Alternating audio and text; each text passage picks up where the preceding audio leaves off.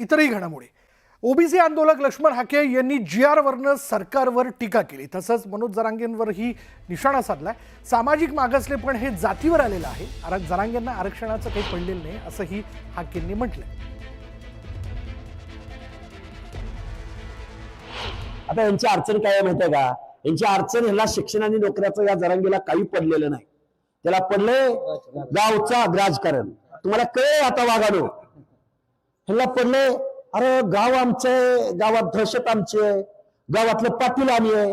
पण यावर्षी झेंड्याची दोरी कोणी ओढली तर आमच्या SC एखाद्या मातेने भगिनीने ओढली। झेंड्याची दोरी कोण ओढते?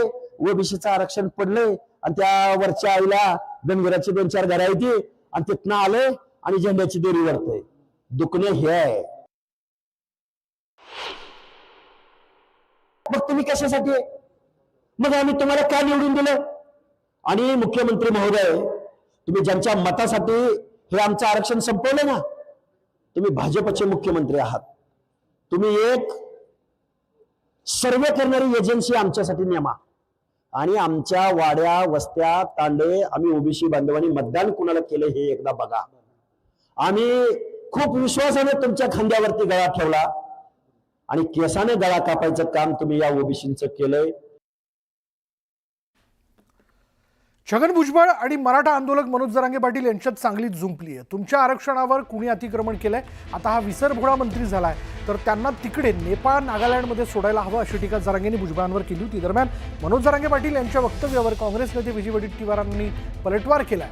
कोणाला नेपाळला सोडायचं आणि कोणाला नाही हे जरांगे कसं ठरवणार असा टोला वडेट्टीवारांनी जरांगेंना लगावला। त्यामुळे अशा प्रकारचं वक्तव्य करणं मनोज जरांगेंनी टाळावं असा सल्लाही त्यांनी दिला।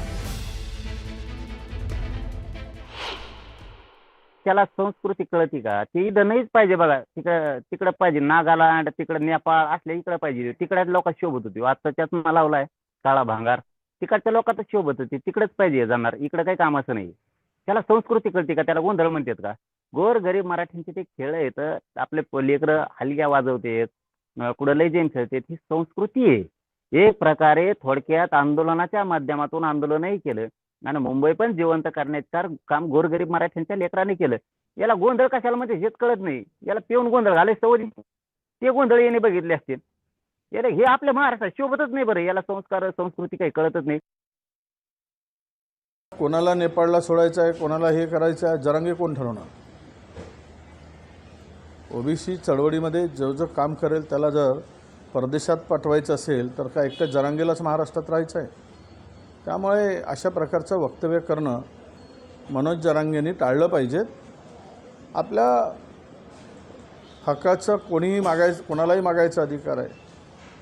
जर आम्ही ओबीसी आहोत तर आमच्या समाज बांधवाचं संरक्षण त्यांच्या न्यायिक आणि संविधानिक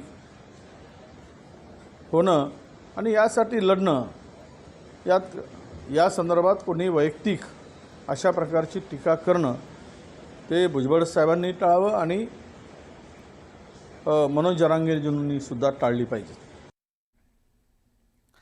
मराठा समाजासाठी हैदराबाद गॅझेट लागू केल्यानंतर ओबीसी आरक्षण संपेल या चिंतेतून लातूर जिल्ह्याच्या वांगदरी इथल्या 35 वर्ष भरत महादेव कराडने आत्महत्या केली होती। त्यानंतर आता या प्रश्नावरून वांगदरी ग्रामस्थ आता साखळी उपोषण करणार आहेत। हैदराबाद गॅझेट रद्द करावं, बोगस कुणबी प्रमाणपत्र रद्द करावेत यासह इतर मागण्या करत 12 जण साखळी उपोषणाला बसलेले आहेत। आणि ओबीसी नेते लक्ष्मण हाके हे आज वांगदरी गावात आल्यानंतर त्यांनी उपोषण स्थळाला भेट देत आपला पाठिंबा दर्शवला आणि या उपोषण स्थळाचा आढावा घेतला। आमचे प्रतिनिधी शशिकांत पाटील यांनी।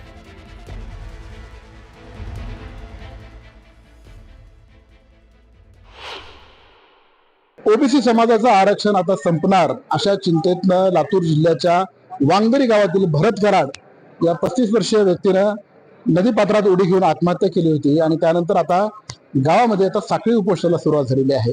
हैदराबाद गॅझेट रद्द करावा, ओबीसी आरक्षणामध्ये कोणाचाही समावेश करू नये, बोगस कुणबी प्रमाणपत्र रद्द करावेत, अशा 6 मागण्या घेऊन ग्रामस्थ या ठिकाणी साखळी उपोषणाला बसलेले आहेत। आपल्यासोबत उपोषण करते आहेत। सांगा तुमचं नाव काय आहे आणि काय तुम्ही सरकारला सांगणार आहात या साखळी उपोषणाच्या माध्यमातून? माझं नाव विलास भांगे आहे। मला शासनाला प्रथमतः एकच मान्य आहे की हैदराबाद गॅझेट GR जे आहे तो प्रथमतः रद्द करावा। ओबीसी आरक्षण ओबीसी मधलं आरक्षण जे आहे, ओबीसी मध्ये दुसऱ्या समाजाचा कुठलाच समावेश करू नये. 2 आणि कुणबी प्रमाणपत्र जी द्यायला चालू केलेली आहेत, ही बोगस कुणबी प्रमाणपत्र ही पहिल्यांदा शासनाने बंद करावेत. आणि ज्यावेळेस पूर्ण GRचा आम्हाला ज्यावेळेस कळेल की ह्या GR रद्द झालेला आहे, तोपर्यंत आम्ही हे उपोषण करणार. GRचा रद्द करण्याची मागणी तर भरत कराडने केलीच होती आणि त्याच्यामुळेच त्याचा म्हणजे त्यानं आत्महत्या केली. आणि सरकारला माझी विनंती आहे की लवकरात लवकर त्याला आर्थिक मदत मिळावी आणि हा GR रद्द करण्यासाठी काय पावलं उचलायचे ते उचलावे. तर एकूणच ग्रामस्थ या साखळी उपोषणाच्या माध्यमातून सरकारला इशारा देऊ इच्छितात की हैदराबाद गॅझेट हा तात्काळ रद्द झाला पाहिजे. बोगस कुणबी प्रमाणपत्र देणं तात्काळ बंद केलं पाहिजे. ओबीसी आरक्षणामध्ये कोणाचाही समावेश करू नये, अशा एकूण 6 मागण्या या आंदोलकांनी या ठिकाणी केलेल्या आहेत.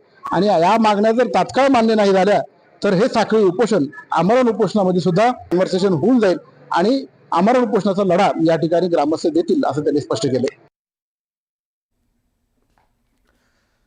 कुरडू प्रकरणावर उपमुख्यमंत्री अजित पवारांनी स्पष्टीकरण दिलं. मला जे उत्तर द्यायचं होतं ते दिलंय. ट्विट करून भूमिका मांडली असं अजित पवार म्हणाले. दरम्यान मुख्यमंत्र्यांनीही याची दखल घेतल्याचं अजित पवारांनी स्पष्ट केलं. एकनाथ शिंदेंच्या नाराजीवरही अजित पवारांनी प्रतिक्रिया दिली. एकनाथ शिंदे नाराज नाहीत हे स्टॅम्प पेपरवर लिहून देऊ असा प्रतिप्रश्न अजित पवारांनी केला.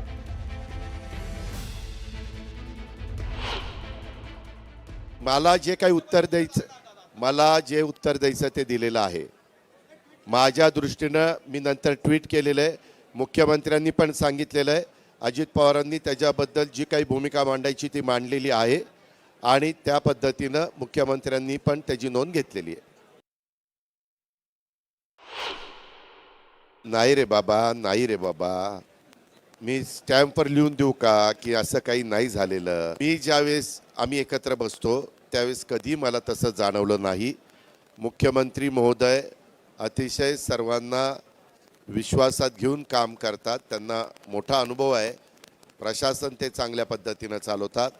स्वतः एकनाथरावांनी पण मुख्यमंत्रीपदाची कारकीर्द आपण त्यांची बघितलेली आहे आणि त्यांचाही प्रश्न तडीस जावेत आणि लोकाभिमुख कारभार व्हावा असा आमच्या तिघांचा प्रयत्न असतो. त्याच्यामुळं आमचं तिघांचं व्यवस्थित चाललेलं आहे.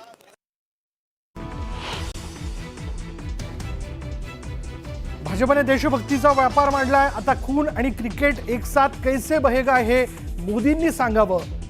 उद्धव ठाकरेंचा मोदींवर हल्लाबोल.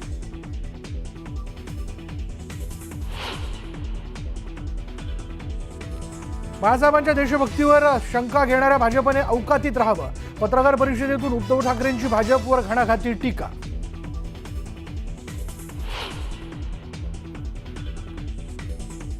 प्रकाश महाजन यांची मनसेला सोडचिठ्ठी. प्रकाश महाजन यांनी दिला मनसेच्या सदस्यत्वाचा राजीनामा. राजीनाम्यामुळे चर्चांना उधाण.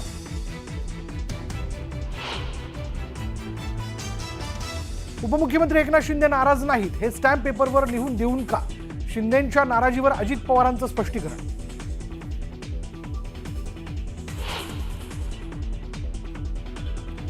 एसीबीसी आरक्षणाविरोधातील पुढील सुनावणी 4 ऑक्टोबरला 3 प्रवर्गात. मराठा समाज मागास आहे हे सिद्ध करावं लागणार.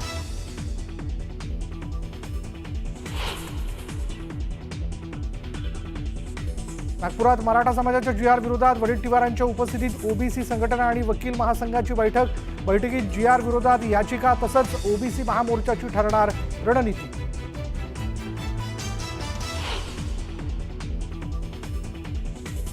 धाराशिवमधील बंजारा समाजाच्या पवन चव्हाणची गळफास घेत आत्महत्या. हैदराबाद गॅझेटप्रमाणे आरक्षण मिळावं यासाठी चिठ्ठी लिहून संपवलं जीवन.